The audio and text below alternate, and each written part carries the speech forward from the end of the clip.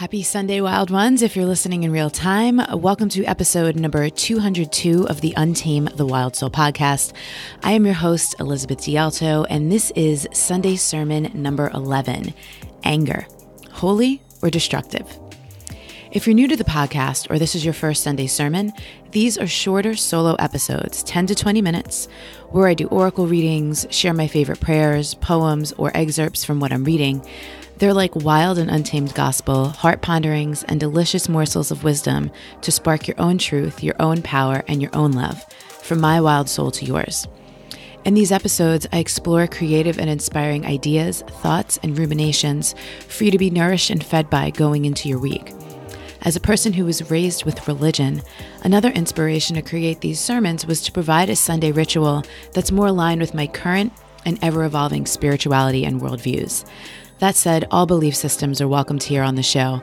My truth, ponderings, and curiosities are simply that, my own. No matter what your faith is, may you get exactly what you need from listening to this, and may you remember always that everything you've ever needed has always been inside of you. You are made from love, you are love, and you are loved. Today, I want to talk about anger as a holy emotion. I remembered writing a blog a few years ago called Let Her Be Angry. I wrote it at a time when I was just beginning to connect with my own anger rather than deny it, which I had done much of my life. And I thought that I would find this old blog post, read it to you, and then go back through the lines and see how my opinion or experience of anger has changed since then. But I couldn't find it on my blog. When I went to look this morning, it had been deleted because there was mention of my former partner.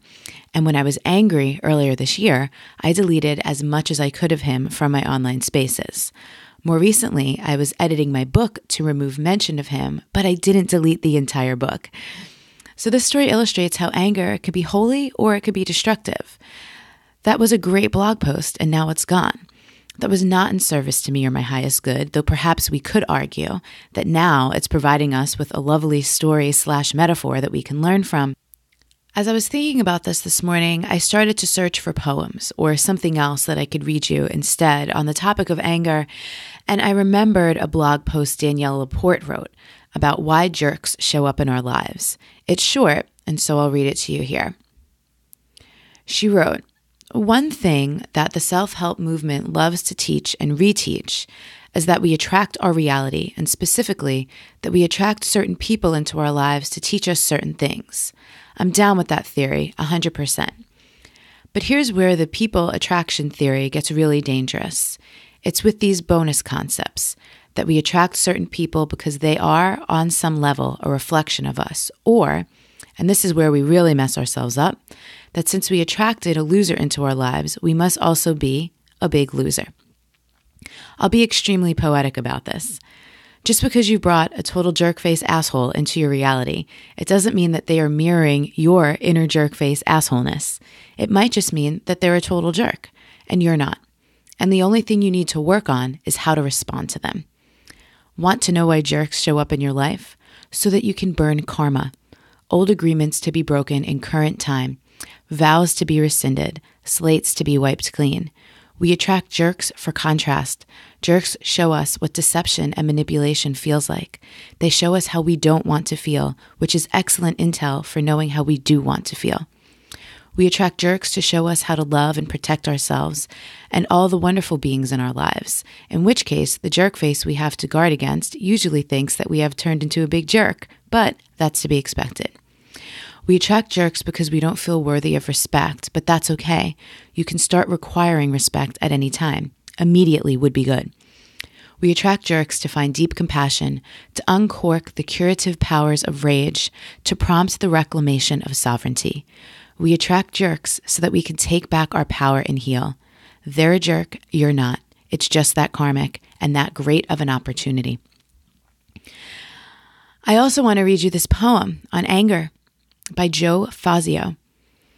He wrote, "Anger, a spark within all of us. There, anger is lurking, waiting to ignite the dynamite that will cause an explosion of words and actions that cannot be taken back." To return to the title of this sermon, Anger, Holy or Destructive, this is not an either-or question. Anger can be both. Anger is both. For those of us who are on this path, who care about the impact our words, deeds, and energy have on the planet and those around us, we do the work to ensure our anger is holy, not destructive. Some could argue, Brené Brown likely being one of them, that calling someone a jerkface is not holy. It's destructive, but you get the point from that blog post. Anger is holy when we use it as fertilizer to fortify and nourish the truth, what we desire, what we want to create in the world, and who we want to be. When we experience it as a call to action, to change, to healing, to transformation, anger is holy. When we can observe it, feeling it all the way through, transmute it into beautiful expression, travel it as a bridge to our pain, and ultimately release and rebuild what has been lost, violated, or tainted, anger is holy. Anger is holy when we know how to treat it, like waves in the ocean to ride. Anger is destructive when we stay angry, when we treat it like a permanent state, or take it on as an identity, or put it on others as an identity. Anger can be an addiction. It can consume us and swallow us whole, stripping us of our will, our potential, our passion, and our fire to do good and evolve. It can only do this when we allow it to take up too much real estate in our lives, when we never let it go, when it just builds and builds and turns into bitterness, resentment, meanness, when it robs us of hope, amplifies our fears, worries, and doubts, when it causes us to treat others as if they are wrong and can never do right, when it blocks forgiveness, when it overrides compassion, when it becomes righteous.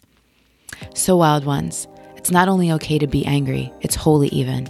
Don't listen to people who tell you not to be angry or that you shouldn't be angry, but do listen for the voice of your wild soul when she invites you out of those woods into what comes after each wave of anger, because there is always something beautiful, powerful, useful, and sacred waiting on the other side of it.